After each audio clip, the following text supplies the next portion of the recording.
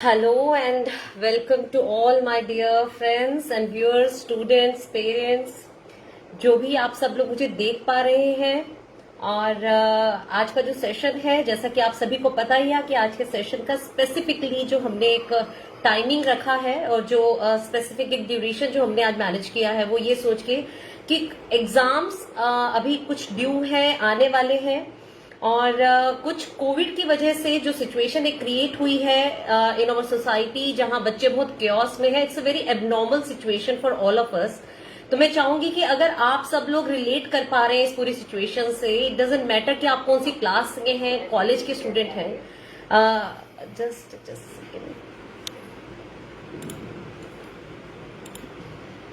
Hello and welcome to all my dear friends and viewers, students. Okay, I would like to request all of you कि आप लोगों को अगर ये जो आज का टॉपिक है रिलेट कर पा रहे हैं आप इस टॉपिक से, प्लीज शेयर दिस वीडियो। और जो लोग अभी नहीं देख पाएंगे और जो टिप्स और जो आपको एक यूनिक आइडियाज मैं आपके साथ शेयर करने वाली हूँ आज के दिन, मैं चाहती हूँ अगर आप लोग नहीं देख पा रहे हैं तो I will put this video on my YouTube channel also, Bright Approach with Monika Dhir. उस पर भी आप इस वीडियो को बाद में देख सकते हैं। You can share and like. If you like then please like the video and subscribe करिए इस चैनल को, सो दैट कि आने वाले टाइम पे और भी जो इस तरह की इन्फॉर्मेशन एंड वीडियोज मैं आपके साथ शेयर करूंगी, आप लोग उसको भी आगे इन्फॉर्मेशन को गैदर कर सकते हैं and you can use that information. By profession I am a career counsellor, लेकिन एक करियर काउंसलर होते हुए मुझे लगता है कि मेरा काम सिर्फ इतना ही नहीं है कि जिसे एक दो शब्दों में बयान किया जा सके कि करियर काउंसलिंग।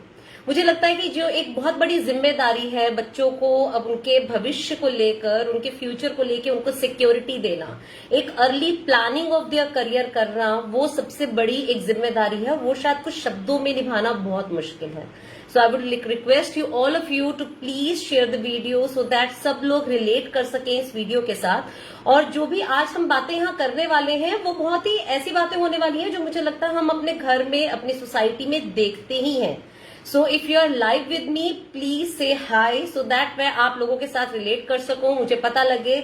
आपका जो एक एनर्जी है वो वाइब्रेशन मुझे मोटिवेट करेगा, सो दैट कि ज्यादा से ज्यादा अगर आपकी क्वेरीज आप मेरे साथ शेयर करें यहाँ पर और आप पूछें। इवन दो कि जैसे मैंने आपको बताया कि आज एक सरप्राइज गिफ्ट भी बच्चों के लिए मैं यहाँ पर बताने वाली हूँ, तो वो भी हम उसके साथ उसके बारे में भी बात करेंगे। But we will start with few tips and tricks. और मैं चाहती हूँ आप लोग प्लीज अपने जो भी स्टूडेंट्स आपके नॉलेज में हैं उनके साथ ये वीडियो जरूर शेयर करें and just say high in comment box so that I can relate कि यहाँ पे कितने लोग प्रेजेंट हैं और कितने लोग बात कर पा रहे हैं, देख पा रहे हैं मेरे साथ। और अगर आपको कुछ क्वेरीज हैं तो प्लीज आस्क मी। आज का टॉपिक हम शुरू करेंगे, जैसा मैंने बताया, ये एक वर्कशॉप जो हमने रखी है, स्ट्रेस बस्टर्स ड्यूरिंग एग्जाम। अभी बहुत सारे बच्चों के एग्जाम्स निकल चुके हैं, बट शायद एक आने वाला जो बहुत ही क्रूशियल टाइम है हमारे बोर्ड एग्जाम, जिसे हम सोसाइटी के अंदर या फिर स्कूल गोइंग स्टूडेंट्स, एक जो फोबिया है बोर्ड एग्जाम को लेके, और दो कारणों से इस बार बहुत ज्यादा स्ट्रेस बढ़ गया है बच्चों का, बिकॉज ऑफ द टाइमिंग। क्योंकि कोविड के टाइम पे बच्चे बहुत ज्यादा एक क्योस में रहे हैं, वो एक कंटिन्यूटी ऑफ क्लासेस नहीं हो पाई है, कहीं ना कहीं एक ब्रेकअप आ गया है बीच के अंदर, और एक वो जो ब्रिज बनता है एक टीचर और स्टूडेंट के बीच में, वो ब्रिज कनेक्शन का वो नहीं बन पाया है। सो वो कहीं ना कहीं हमारे बीच में एक प्रॉब्लमेटिक सिचुएशन है बच्चों के लिए। और दूसरा जो सबसे बड़ा प्रॉब्लम, चैलेंज बच्चे जो फेस कर रहे हैं इसके अंदर, जो ऑनलाइन ऑफलाइन एग्जाम्स को लेके, देन उसके बाद एक जो ड्यूरेशन ऑफ एग्जाम्स एक्सटेंड हुआ है, जहां बच्चे मार्च और मई के मंथ में फ्री हो जाते थे और देन उसके बाद आगे का प्लानिंग में लग जाते थे। अभी बच्चों के सामने एक बेसिक प्रॉब्लम ये हो गया है कि उनके सामने अभी डेट शीट इतना एक्सटेंडेड है कि उसको लेके भी एक क्योस, एक स्ट्रेस बना हुआ है। So I will start with one thing कि हम यहाँ पर बीइंग अ टीचर, पेरेंट या एज अ स्टूडेंट, हम सब लोग यहाँ पर हैं और हम लोग रिलेट कर सकते हैं इस पूरी सिचुएशन से। तो इस बेसिक प्रॉब्लम जो हम स्ट्रेस का हम जब बात करते हैं, तो एग्जाम टाइम के अंदर एक स्ट्रेस का होना, वो हमारी जो प्रिपरेशन होती है शायद उसकी वजह से नहीं होता है। कि कई लोग समझते हैं कि आपने तैयारी नहीं की है, आप प्रिपेयर्ड नहीं है, इस वजह से आप कॉन्फिडेंट फील नहीं कर रहे हैं। तो प्रॉब्लम कहाँ होती है? जब एक एंजाइटी सोसाइटी के अंदर क्रिएट हो जाती है।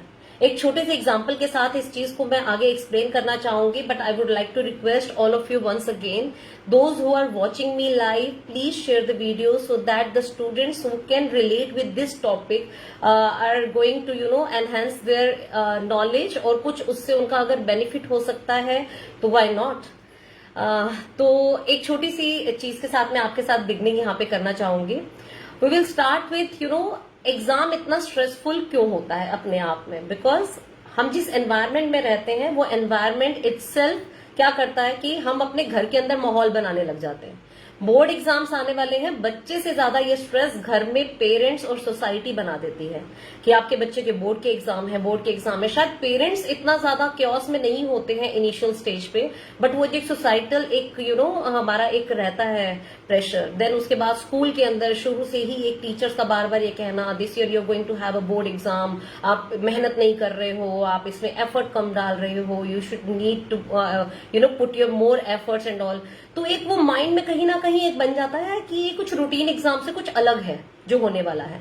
बट बिलीव मी, जिस तरह से आप आज तक अपने 9th स्टैंडर्ड तक के एग्जाम देते आए हैं, सिमिलरली आपको 10th और आपको 12th के एग्जाम्स देने हैं। इसमें कुछ भी ऐसा नयापन नहीं होने वाला है जो कि आपके लाइफ चेंजिंग हो जाएगा। बिकॉज अभी क्या है, अगर हम अपने आप को देखें, हम में से जो बड़े लोग इस वीडियो को देख रहे हैं, they are going to relate with me कि जब हम 10th में होते हैं तो एक प्रेशर होता है, 10th एक लाइफ चेंजिंग है, ऐसा एक टाइम आ रहा है जहां पे एक लाइफ चेंजिंग मोड आ रहा है, टर्निंग पॉइंट है, आपको इसमें बहुत एफर्ट डालना है। देन उसके बाद 10th के बाद क्या सच में हमारी लाइफ बदल जाती है? नो। फिर हमारे को कहा जाता है कि 12th आपके पास आई है, देन 12th के अंदर आपके लिए लाइफ चेंजिंग एक टर्निंग पॉइंट होने वाला है। क्या हमारी लाइफ बदल जाती है? नो। सो अल्टीमेटली ये जो एक एजुकेशन है, ये एक लाइफ लॉन्ग जर्नी है जिसमें हमारे एक्सपीरियंसेस ऐड ऑन होते रहते हैं, और उन एक्सपीरियंसेस के साथ और उस एजुकेशन के साथ, उस स्किल के साथ हम मिल के जो अपनी लाइफ बनाते हैं, एक्चुअली वो होता है हमारा टर्निंग पॉइंट, जब हमारे लाइफ में विद एजुकेशन, विद एजुकेशन के साथ साथ हमारे एक्सपीरियंसेस ऐड होने लग जाते हैं।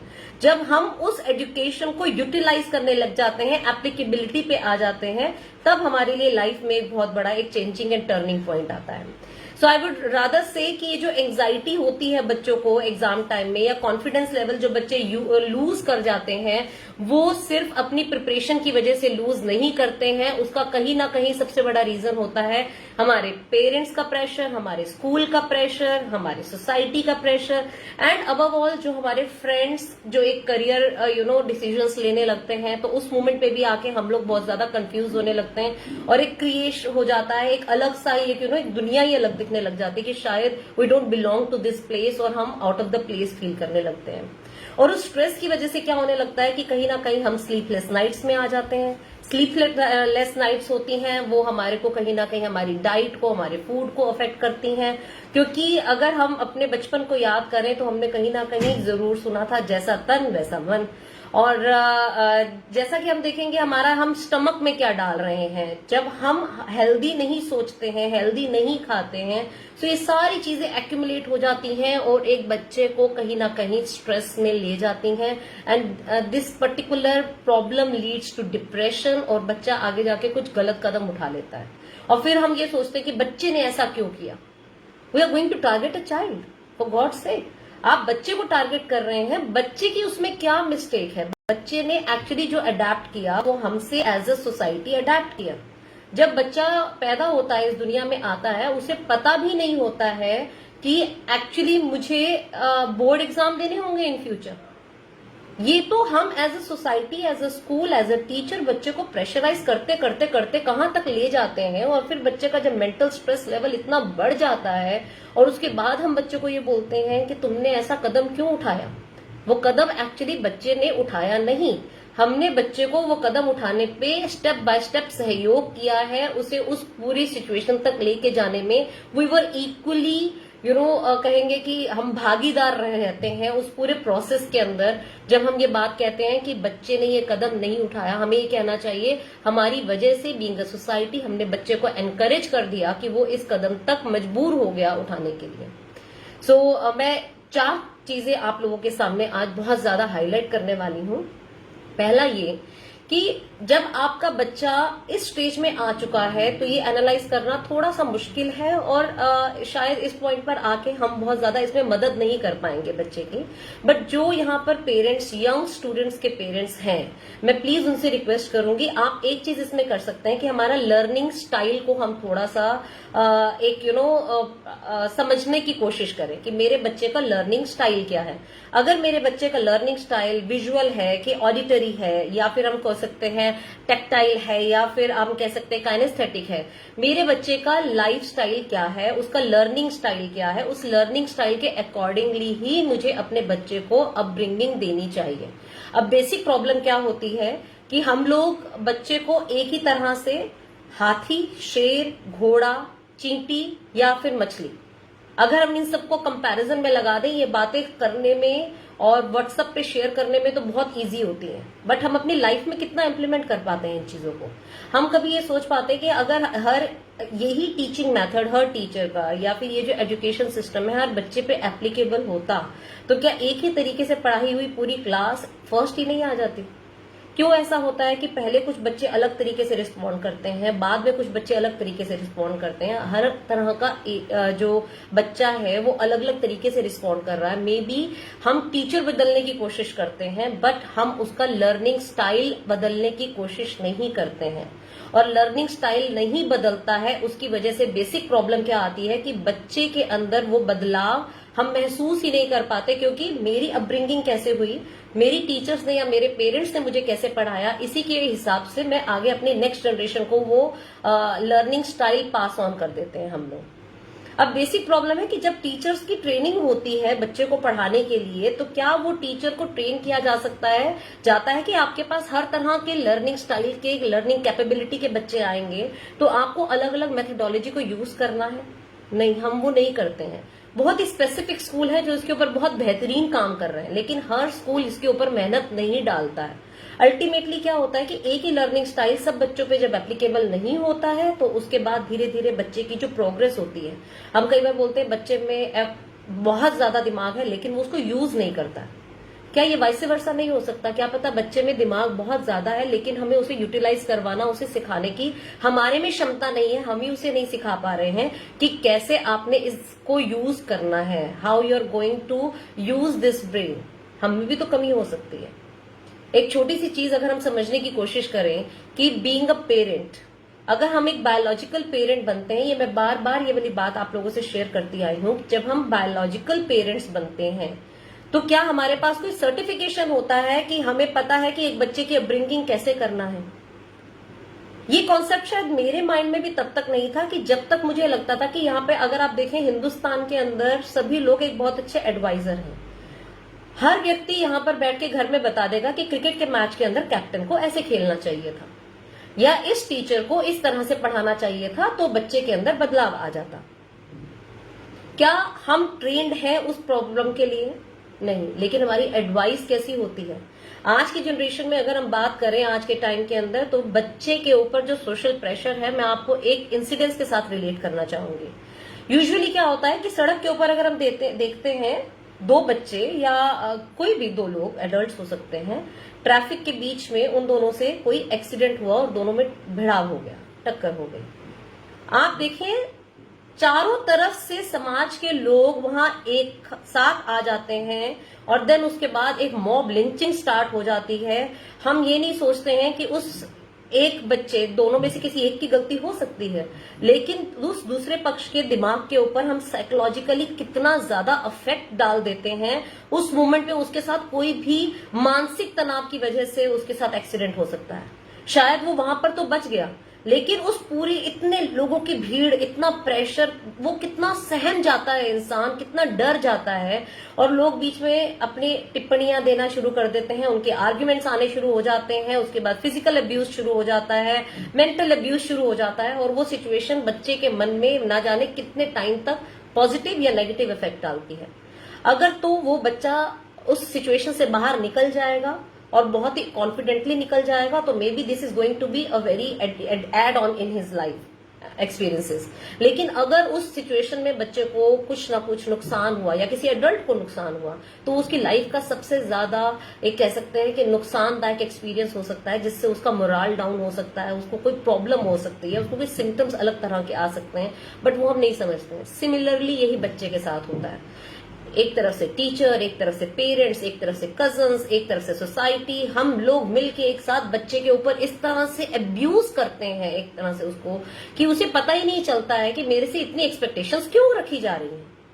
और जबकि हमने वो बच्चे को प्रोवाइड भी नहीं किया है कि एक्चुअली आपका लर्निंग स्टाइल ये है एंड यू हैव, हम बच्चे को पैशन उसका निकालने के लिए या पैशन ऑब्जर्व करने के लिए उसमें हेल्प नहीं करते हैं बच्चे की। हम पैशन को उसमें डेवलप होने के लिए उसमें हेल्प नहीं करते हैं, लेकिन हम एक्सपेक्ट करते हैं कि बच्चे को पता हो कि बोर्ड एग्जाम्स क्यों जरूरी है। अभी जैसे हम स्ट्रेस बस्टर्स की अगर हम बात करें, तो मैं आपके साथ कुछ कुछ स्टेप्स यहाँ पे शेयर करूंगी, और बीच में मैं आपसे एक बात और शेयर करूंगी कि कई बार क्या होता है कि हम लोग बच्चे को ये काम करने के लिए बोल रहे हैं, आप ये काम करिए, लेकिन हमें उसका अगर पर्पस नहीं पता है, वो बच्चा नहीं करता है, और अल्टीमेटली वो एक अजीब से विशियस सर्कल में फंस जाता है कि उसे पता ही नहीं है कि आप उसे ये काम करने को कह रहे हैं तो ये काम करना ही क्यों है। रीजन नहीं होता है, क्योंकि ये आप जिसे कह सकते हैं ना, ये generation to generation pass on होने वाली चीज नहीं है। आपको उस बच्चे को एक्सप्लेन करना पड़ेगा कि आप ये काम कर रहे हैं तो क्यों कर रहे हैं। फॉर इंस्टेंस एक छोटी सी चीज मैं आपके साथ शेयर करती हूँ। हम लोग बचपन में, हमें स्कूल में कहा जाता था नोट्स बनाइए, ठीक है नोट्स बनाइए, बहुत अच्छी तरह से बच्चे नोट्स बना लेते थे। जो नहीं बना पाते थे, क्या हमने कभी उनको एक्सप्लेन किया जस्ट इसलिए नोट्स बनाइए क्योंकि मैम ने कहा है, क्योंकि पेरेंट्स कह रहे हैं, क्योंकि क्लास वर्क पूरा होना चाहिए, क्योंकि होमवर्क में दिया गया है। Is there any other purpose you can solve with this notes? ऐसा है? शायद हमने इसके बारे में कभी सोचा ही नहीं, बट मैं आपके यहाँ पे आज आपके साथ यहाँ पे शेयर करूंगी क्यों नोट्स बनाना इंपॉर्टेंट है। बच्चों को ये पता होना ही क्यों चाहिए कि नोट्स बनाने ही क्यों है। So I will start with the first thing, जिसे हम कहते हैं कि बच्चे का सबसे पहले बच्चे का पॉजिटिव एंड मोटिवेटेड फील करना कितना जरूरी है। क्यों जरूरी है एक बच्चे का? क्योंकि सबसे पहले तो आपको अपने आप से, अपनी सेल्फ केयर जब तक आप नहीं करेंगे, तब तक दुनिया आपको क्या समझा रही है और क्या बता रही है, इससे ज्यादा इफेक्ट ये करता है कि मैं अपने बारे में कितना मोटिवेटेड और कितना ज्यादा पॉजिटिव फील करता हूँ। तो I would like to request all of you, चाहे वो पेरेंट्स हो या बच्चे हो या टीचर्स हो, प्लीज बच्चे को आप सबसे पहले मोटिवेटेड एंड पॉजिटिव फील कराना शुरू करें, रादर देन कि आप बच्चे को सीधा एक पढ़ाई के एक जंग के मैदान की तरह उसे हम दिखा रहे हैं कि एक जंग का मैदान है and you have to win. हम ऐसी जगह पे बच्चे को छोड़ देना चाहते हैं, लेकिन हम ये तो सोचे कि एक योद्धा बनाने से पहले, हम बच्चे को लड़ाई में झोंकने से पहले उसे एक योद्धा तो बनाएं। अगर हम ये कहते हैं कि आज का समय एक जंग जीतने जैसा है, इतना स्ट्रगल है और इतना कंपटीशन है, अगर हम पेरेंट्स ये बात करते हैं और समझते हैं, तो क्या हम एक ऐसे बच्चे को झोंक देना चाहते हैं उस लड़ाई के अंदर, उस जंग के मैदान में, जहां वो बच्चा तैयार ही नहीं है, एक फाइटिंग स्पिरिट ही नहीं है उसके अंदर। सो first of all, a student should have a positive attitude and that child should be very motivated. उसके अंदर ये भाव होने चाहिए कि मैं किसी से कम नहीं हूं। और ये काम हम कहां से शुरू कर सकते हैं? जब हम बच्चे को कंपैरिजन के उस जंजाल से बाहर निकालेंगे, जब हम उसे एक रैट रेस के अंदर भागने से मजबूर नहीं करेंगे, तो ये सारी चीजें हमें देखनी होंगी। सो बच्चे को हमेशा एक कोशिश करें कि एक पॉजिटिव और मोटिवेटेड एक एटमॉस्फेयर दें, जहां पे वो बच्चा हमेशा अपने बारे में एटलीस्ट पॉजिटिव फील करे। देन इसके बाद जो नेक्स्ट चीज मैं आपके साथ शेयर करना चाहूंगी कि बच्चों को ये चीज समझने की जरूरत है कि हम बहुत घंटे लगातार पढ़ाई के अंदर बैठे रहते हैं, हम बहुत घंटे लगातार पढ़ते रहते हैं। उससे क्या होता है कि हमारी लिम्स में कहीं ना कहीं एक स्ट्रेस आने लग जाता है। तो बच्चे अपने आप को मोटिवेटेड और पॉजिटिव फील कराने के लिए अपनी हेल्थ के ऊपर सबसे पहले, जैसे मैंने बताया, काम करें। तो जस्ट अपने मूव योर लिम्स एंड आप अपने स्ट्रेस को कम करने के लिए सबसे पहले छोटी छोटी वॉक लें, छोटा छोटा ब्रेक लें, बीच में पानी पीते रहें, अपनी बॉडी को स्ट्रेच करते रहें, छोटे वॉक पे जाते रहें, कुछ ना कुछ एक अपनी एक मूवमेंट बॉडी के अंदर बनाए रखें कॉन्टिन्यूसली इन अ स्ट्रेच। 2 से 4 घंटे के अंदर आप इस तरह से ना बैठें कि आप उसके अंदर एक तरह से बॉडी आपकी सपोर्ट करना बंद कर दें। So first of all I would like to request all the students कि अपने बारे में पॉजिटिव सोचें, मोटिवेटेड रहें और अपनी बॉडी के अंदर मूवमेंट थोड़ी थोड़ी डालते रहें। अब इससे बड़ा काम क्या करते हैं बच्चे कि अगर हम एक छोटा सा एक ब्रीफ आइडिया लें कि अगर हमें बेड पे कहा गया है सोने के लिए तो बेड इज फॉर स्लीपिंग, और अगर हमें कहा गया है कि टेबल पढ़ने के लिए होता है तो टेबल इज फॉर स्टडी।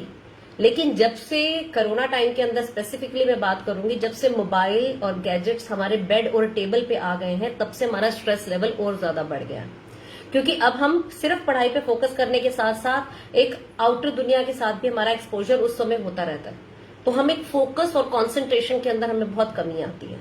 तो मैं बच्चों को रिक्वेस्ट करूंगी, बेटा आप लोग जो पढ़ रहे हैं ठीक है, आप अपने लेवल पे कोशिश पूरी कर रहे हैं, बट अपने आप को फोकस में ज्यादा अपना फोकस रखने के लिए आप एक कोशिश करें कि अपने बेड को बेड ही रहने दें, उसको आप अपना गैजेट के लिए यूज करने के लिए प्लेस ना बनाएं। और दूसरा, अगर आप पढ़ने के लिए बैठे हैं तो अपने टेबल को पूरी तरह से स्टडीज को डिवोट करके बैठें। वहां पर अगर आप अपने गैजेट्स को या दूसरी चीजों को लेकर आएंगे तो definitely you are going to lose your focus. तो ये दो चीजें मैं आपसे रिक्वेस्ट करूंगी, ये आपके लिए बहुत बेनिफिशियल हो सकता है अगर आप इसको रूटीन में प्रोसेस में डालें तो। अब जैसे मैंने आपको बताया कि बेड है, बेड किस पर्पस के लिए है? सोने के लिए। तो हम यूजुअली क्या करते हैं, 24 घंटे, हम दिन कितने गिनते हैं? हम अभी सोच रहे हैं कि 50 days are left for my exams. आप ये देखें, वो 50 डेज में से यू हैव टू डिडक्ट हर 24 घंटे में से आपको 7 to 8 आवर्स अपनी नींद के लिए माइनस करने हैं, क्योंकि बेड अगर सोने के लिए है तो सोना जरूरी क्यों है? अगर हम स्लीपलेस नाइट्स होती हैं तो वो हमारी बॉडी के अंदर इनसफिशिएंसी हमारी बढ़ाता है, हमारी बॉडी की जो एफिशिएंसी होती है उसको कम कर देता है, लेथार्जिक फील करते हैं। तो आप देखें, वो 7 से 8 घंटे नींद ना लेने की वजह से हम अगले 12 से 15 घंटे स्ट्रगल करने वाले हैं। तो इट वुड बी बेटर कि हम 7 से 8 घंटे की नींद अपनी कंप्लीट करें, उस बेड को बेड की तरह ही यूज करें। Utilisation of the bed is like 100% होना चाहिए। और जो बच्चे ये गिन के चल रहे हैं कि हमारे 50 डेज रहते हैं ड्यूरिंग एग्जाम, आप ये मान के चलें हर दिन के 24 घंटे में से just deduct 7 to 8 hours of your sleep, because healthy sleep रहेगी तो आप बाकी के जो आवर्स हैं उनको आप अच्छे से एक फ्रूटफुल तरीके से निकाल पाएंगे।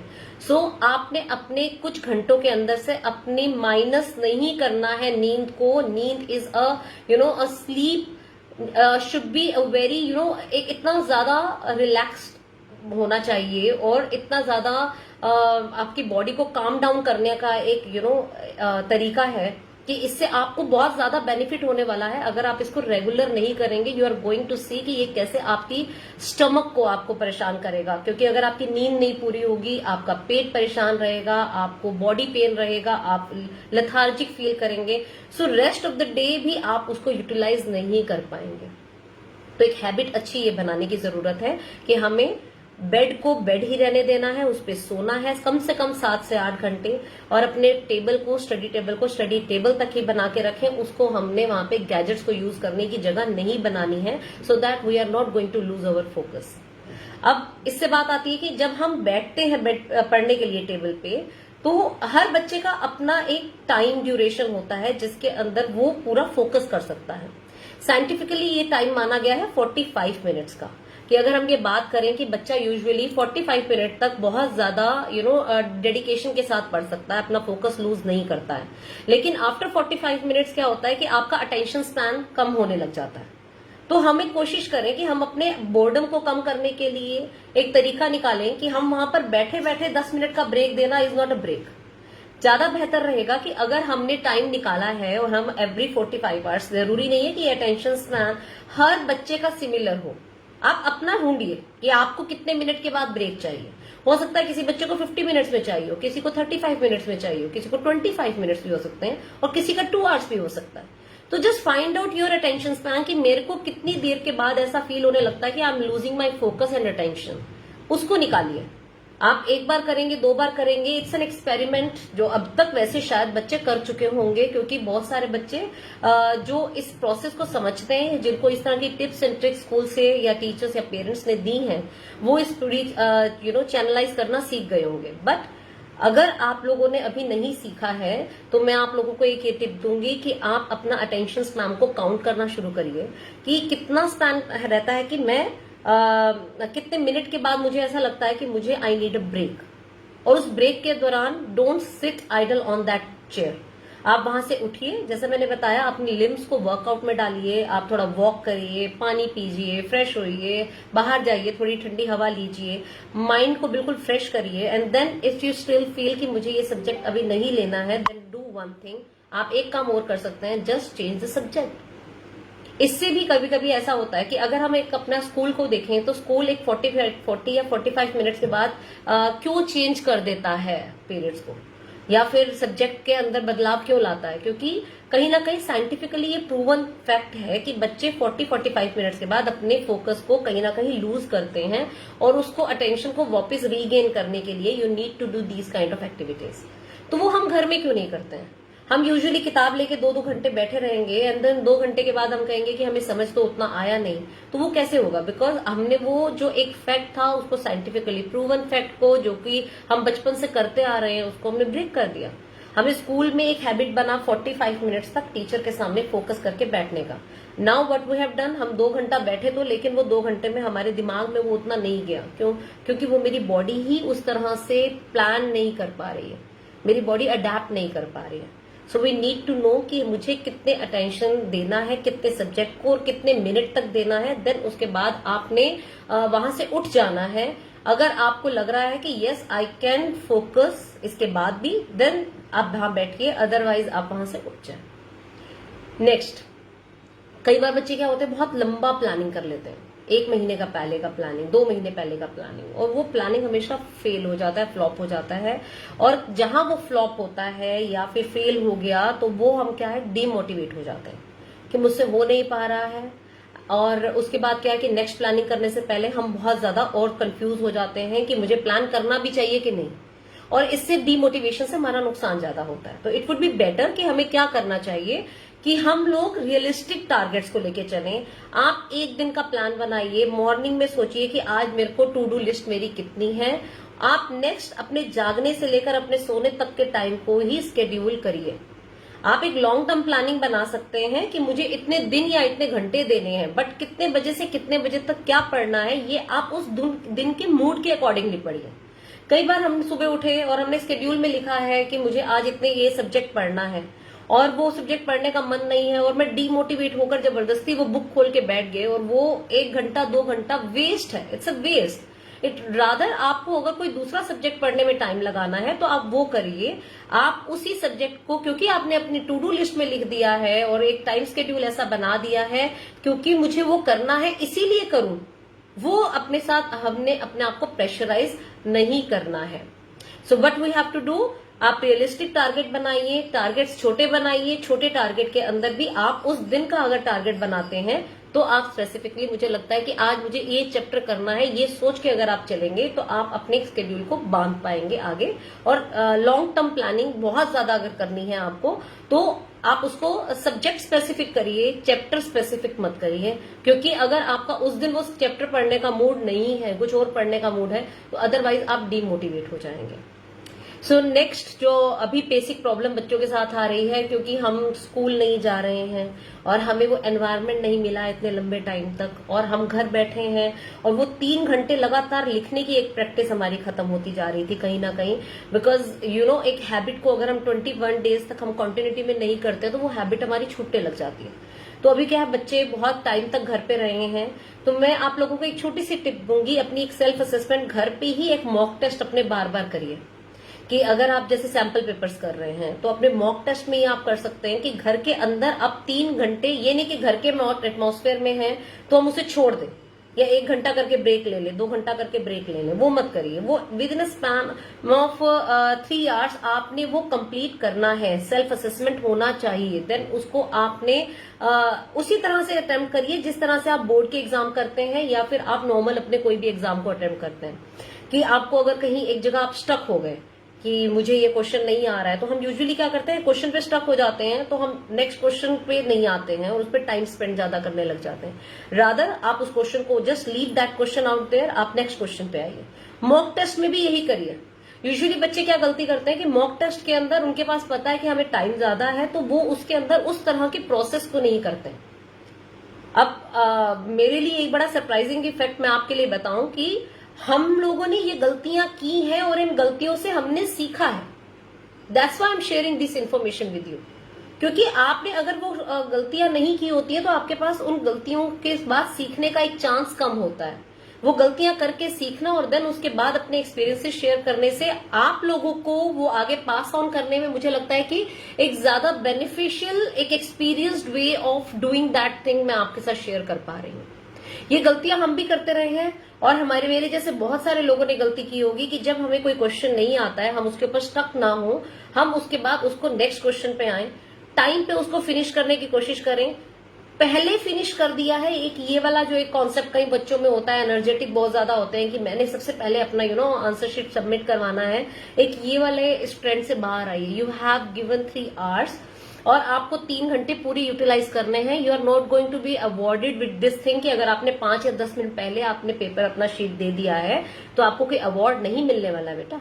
तो it would be better, take your time, आप अपनी शीट्स को पूरा रीचेक करिए, हर चीज करिए। और वो जो एक एटमॉस्फेयर में हम पूरा एक वो हो जाते हैं ना कि किसी ने शीट लिया तो हम एकदम से घबरा जाते हैं कि लाइक उसने शीट लिया है, वो कितना ज्यादा लिख रहा है, बहुत ज्यादा हो जाएगा कंटेंट, देन उसके बाद हम अपने पे फोकस खोना लग जाते हैं। तो जो मॉक टेस्ट मैंने तभी आपको बोला, एक एनवायरमेंट ऐसा बना के रखें कि आप वहां पर एग्जाम ही अटेम्प्ट कर रहे हैं ये सोच के ही उसे दें, और आप उसे 3 घंटे से पहले नहीं उठेंगे ये सोच कर ही बैठिए, तभी आपको वो आउटपुट मिलेगा। वो प्रैक्टिस टेस्ट का, मॉक टेस्ट को अपीयर करने का फायदा आपको तभी होने वाला है।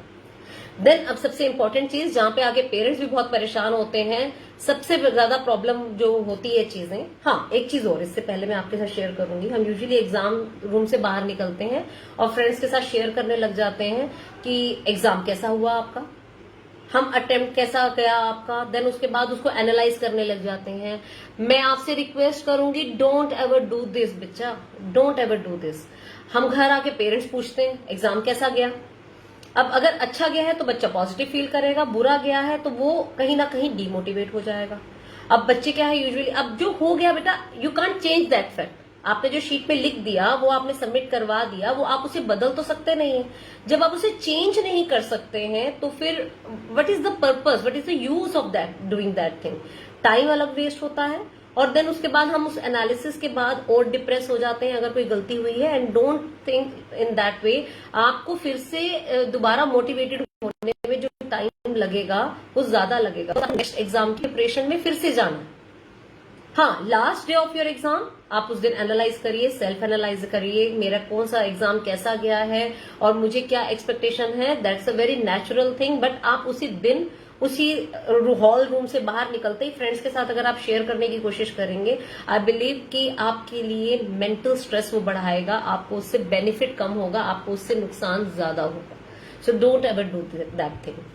अपने सिलेबस को शेयर करना, अपने अपने फ्रेंड्स के साथ ये बताना, आप कितना प्रेशराइज फील करने लग जाते हैं कि कितना सिलेबस हो गया, तुम्हारा कितना हो गया, मेरा इतना रहता है। आपके टीचर्स ज्यादा बेहतर तरीके से आपको गाइड कर सकेंगे। The person who is not able to guide you in a right way, उसके साथ वो इन्फॉर्मेशन शेयर करने का कोई फायदा नहीं है। या तो वो व्यक्ति आपको हेल्प कर सकता है थ्रू आउट उस पूरे प्रोसेस के अंदर, देन ओनली आप उसको देखें, अदरवाइज आप उसको वहीं पे छोड़ दें। Don't try to discuss the content उन लोगों के साथ जो आपको बेनिफिट नहीं दे सकते हैं या फिर हेल्प आउट नहीं कर सकते उस पूरे प्रोसेस के अंदर। Next thing is eat properly. एक छोटा सा चीज आपके साथ में शेयर करती हूँ कि जब हम जो डाइट खाते हैं, अभी वो डाइट क्या है, वो हमारी बॉडी के साथ जाती है। बॉडी को हम एक अच्छा हेल्दी रखने के लिए, हमें पॉजिटिव रखने के लिए योगा करने को हम बोलते हैं, फिजिकल एक्सरसाइज करने को बोलते हैं, साइकिलिंग करने को बोलते हैं। देन क्योंकि अगर आपकी बॉडी ठीक नहीं रहेगी तो व्हाट विल हैपन, आपका दिमाग ठीक नहीं रहेगा। क्यों? क्योंकि दिमाग के अंदर कहीं ना कहीं एक प्रेशर है, एक डर है, एंजाइटी है और कॉन्फिडेंस लूज कर रहे हैं, नींद पूरी नहीं हो रही है। तो इसीलिए सबसे पहले बॉडी को ठीक करना जरूरी है। बॉडी ठीक रहेगी तो आपका पॉजिटिव माइंड बनेगा। पॉजिटिव माइंड कैसे बनाना है? मेडिटेशन करके। मेडिटेशन, और कई लोगों को ये बहुत ही एक भ्रम है कि मेडिटेशन करना है, आंखें बंद करके बैठ जाएं और हम समाधि लगाएं। नहीं, मेडिटेशन आप लाइट म्यूजिक लगाइए और आप रिलैक्स होकर सोइए, वही आपके लिए मेडिटेशन का काम करेगा। You don't need to sit like a stage कि मुझे वैसे बैठना है, उस पोस्चर में बैठूंगा, उस तरह से बैठूंगा, इतने घंटे लगाऊंगा।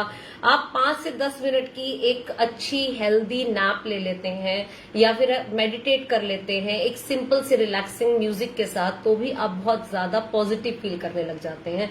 Just try this thing with you. Then इसके बाद क्या होता है कि हमारा जब पॉजिटिव बॉडी हुआ, पॉजिटिव माइंड हुआ, तो हमारा इंटेलेक्चुअल, जिसे हम समझदारी बोलते हैं, वो हमारी डेफिनेटली इंटेलेक्चुअल लेवल हमारा प्रॉब्लम्स को सिंप्लीफाई करने में हेल्प करता है। अभी आप सर्कल समझ रहे हैं क्या है कि अगर मेरा इंटेलेक्ट मुझे मेरी प्रॉब्लम सॉल्विंग टेक्निक्स नहीं दे रहा है, तो कहीं ना कहीं मेरा माइंड अभी फोकस नहीं है, मेरा माइंड कहीं ना कहीं परेशान है, एंग्शियस माइंड है। एंग्शियस माइंड क्यों है? क्योंकि बॉडी एंग्शियस है। बॉडी एंग्शियस इसलिए क्योंकि मैंने डाइट ठीक नहीं ली है। Do you understand? सो अभी हमने क्या करना है कि अगर मैं चाहती हूं कि मेरी प्रॉब्लम सॉल्विंग स्किल्स अच्छी हो, so I have to take proper diet. Diet के ऊपर फोकस करना इसलिए जरूरी है क्योंकि आप पेरेंट्स की बात को ना ठीक से समझ नहीं पाते हैं, शायद पेरेंट्स ठीक से उस बात को समझा नहीं पाते। जैसे मैं आपको बार बार बोल रही हूँ कि हमने वो काम करना ही क्यों है, अगर हम बच्चे को रीजन बता देंगे, शायद बच्चा उसको इजीली अडेप्ट कर लेगा और अपने लाइफस्टाइल में उसे ढाल लेगा। जब तक हम उसे यूटिलाइजेशन ऑफ दैट थिंग नहीं समझा रहे हैं, ये यंग जनरेशन है, जी जनरेशन जिसे बोलते हैं, ये कंप्यूटर से, गैजेट से लोडेड जनरेशन है, इंफॉर्मेशन की इतनी बम्बार्डिंग हो रही है इनके ऊपर। अगर एक राइट पर्सन से या एक राइट जगह से, एक सही पर्सपेक्टिव के साथ बच्चे को बात नहीं पहुंचेगी, तो कंफ्यूजन बढ़ेगी और इतनी ज्यादा कंफ्यूजन के साथ वो अपना फोकस खो देगा। So it would be better कि हम वो हर चीज बच्चे से करवाएं जो हम चाहते हैं, लेकिन बस उसका थोड़ा थोड़ा सा उसको पर्पस समझाते जाएं कि ये आपने करना ही क्यों है। तो जैसे मैंने आपको बताया, why diet is important. Diet will lead you to positive body will lead you positive mind, positive mind will lead you to the intellectual level of your or the problem solving level of your body. Then उसके बाद क्या होगा, आप किसी भी situation से बाहर आ जाएंगे और आप मोटिवेटेड भी फील करेंगे, आपका पढ़ने का दिल भी करेगा, और देन आपकी प्रॉब्लम सॉल्विंग टेक्निक आपको हर तरह की सिचुएशन से बाहर निकाल लेगी। This is the whole idea.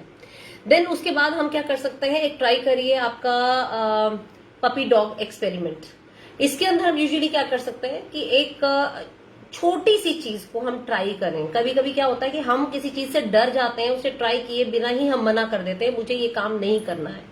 तो पपी डॉग टेक्निक क्या कहती है कि आप थोड़े दिन के लिए या थोड़े घंटे के लिए आप उस चीज को एक बार करके देखें।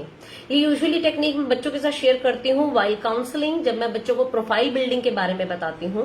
क्योंकि क्या होता है कि बच्चों को अगर हम बोलते हैं कोई हॉबी डेवलप करने की बात आती है, तो बच्चे यूजुअली कभी कभी हॉबी का नाम सुनते ही उनको लगता है नहीं, म्यूजिक मुझसे नहीं होगा मैम, डांस तो मुझसे नहीं होगा मैम, या फिर अगर हम बात करते हैं कि कम्युनिकेशन स्किल्स को एनहांस करने को लेकर या फिर फिजिकल स्ट्रेंथ को बढ़ाने को लेकर, तो बच्चे यूजुअली उस नाम से डर जाते हैं, एक फोबिक होते हैं।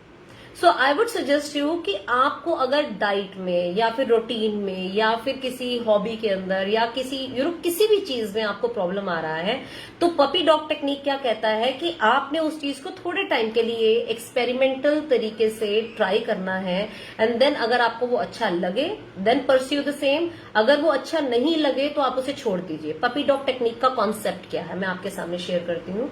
यूजुअली आप देखें कि जो लोग डॉग नहीं रखना चाहते हैं, या फिर कभी कभी ऐसा होता है कि आप रखना चाहते हैं and you want to try कि कैसा होता है, तो आप कोई छोटा सा पपी अपने घर पे लाते हैं और 1 या 2 दिन के लिए, 3 दिन के लिए आप उसे देख के रखते हैं कि वो पसंद आया कि नहीं। अगर पसंद आया you continue with the same, अगर नहीं आया तो आप उसको वापस कर देते हैं ओनर को। दूसरे कॉन्सेप्ट में क्या होता है कि मान लीजिए कोई फैमिली फ्रेंड है, वो बाहर टूर पे जा रहे हैं या फिर उनको कहीं बिजी है वो लोग, और आपसे हेल्प मांगते हैं कि क्या 1 या 2 दिन के लिए आप मेरे डॉग को रख लेंगे, और देन उसके बाद हम यस कर देते हैं, और 1 या 2 दिन के बाद मुझे लगता है कि नहीं, ये इतना मुश्किल भी नहीं था इस डॉग को संभालना, even I can do that, तो आप उसके अंदर कहीं ना कहीं पॉजिटिव फील करने लगते हैं। सो this is called puppy dog technique, जिसमें हम छोटा छोटा सा एक्सपेरिमेंट करके देखते हैं, अगर वो पसंद आया तो ठीक है, नहीं आया तो जस्ट लीव इट। तो ये हम जरूर करें कि चाहे वो हमारी डाइट हो, चाहे वो हमारा स्केड्यूल हो जिसे मैंने टू डू लिस्ट बताया, वो हमारे स्लीप आवर्स हो, चाहे वो हमारा जिसे कह सकते हैं कि कितना अटेंशन स्पैन चेक करना है, इन सारी चीजों को करने के लिए वी नीड टू अंडरस्टैंड कि हमने ये छोटे छोटे एक्सपेरिमेंट को पपी डॉग टेक्निक के थ्रू ट्राई करना है। पसंद आएगा तो हम इसको आगे अपनी लाइफ में कंटिन्यूटी में लेंगे, नहीं आएगा तो हम इसको वहीं पे छोड़ देंगे। देन इसके बाद एक बहुत इंपॉर्टेंट टेक्निक जो मैं आज आपके साथ शेयर करने वाली हूँ, एक टेक्निक होती है इसके अंदर फॉरगेटिंग कर्व। इसके बारे में हमने कुछ समय पहले मैंने पढ़ा। तो फॉरगेटिंग कर्व में क्या होता है, यूजुअली जैसे मैंने आपको बताया था कि नोट्स बनाने को लेकर पेरेंट्स बच्चे को या टीचर्स बच्चे को बोलते हैं कि नोट्स बनाइए।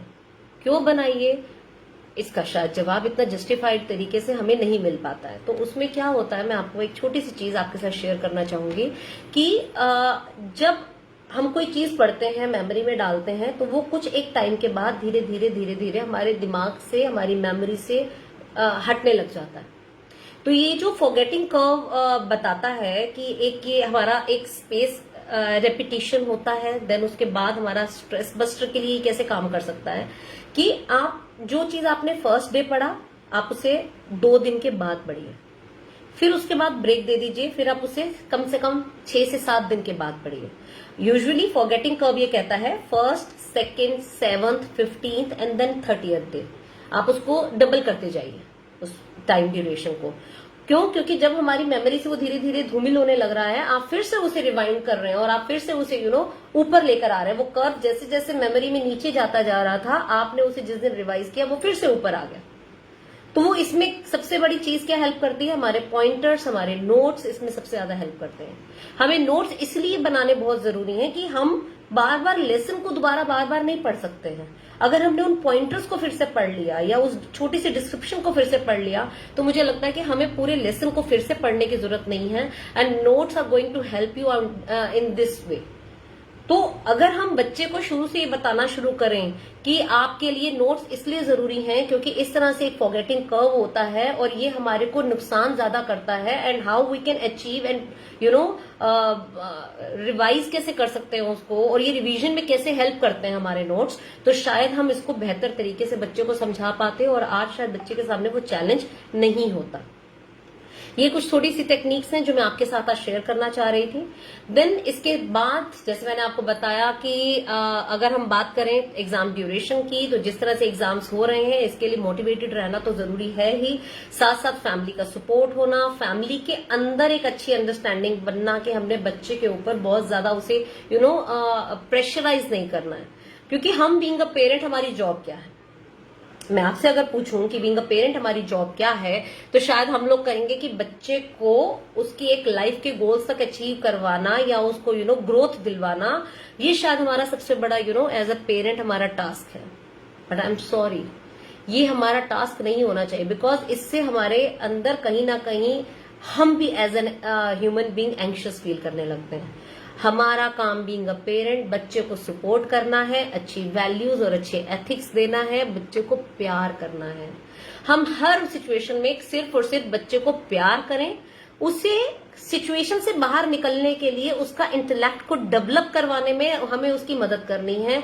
बच्चे को प्रॉब्लम सॉल्विंग टेक्निक जब खुद आ जाती है तो वो खुद से ही अपने आप अपने गोल सेट करता है, अपने आप को उस प्रॉब्लम से उभार लेता है।